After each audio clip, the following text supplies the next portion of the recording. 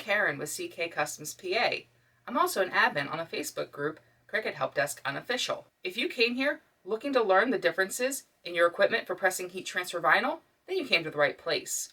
In this video, we're going to discuss the pros and cons of pressing heat transfer vinyl with a home iron, with a Cricut Easy Press, and with a press such as the Swallow Press. Let's get started with the home iron. If you have a home iron like I do, you already are one step ahead because it's cost efficient, you already have it. Some things to be aware of if you're going to use a home iron are the features like your steam. You don't want to use steam when pressing your heat transfer vinyl. However, the holes on the bottom will affect your heat press for your vinyl. They'll create gaps and cold spots in that press. Additionally, the heat comes down the center of an iron, meaning your outside is going to be colder, and that's something you'll need to accommodate for.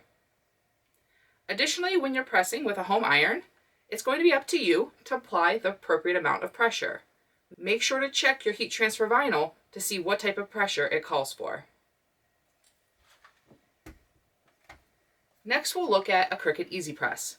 I have here a Cricut Easy Press Mini.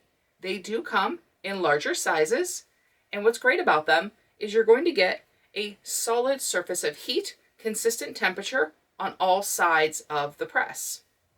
They're also great for pressing small areas. What you need to be concerned about are similar to with the home iron, where you need to make sure you're applying consistent pressure. You also need to consider the surface under your item.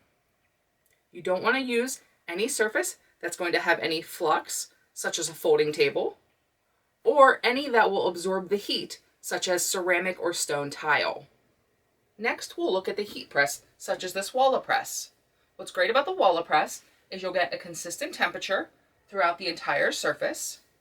You'll be able to set your pressure to be consistent as well. You'll also be able to set a temperature and a time. Where the press is not the best is for small areas. That's why I do have my Cricut Easy Press Mini. If you have any questions, feel free to leave them in the comments below. We appreciate you watching, and if you enjoyed it, please like our video and subscribe to our channel. Happy crafting!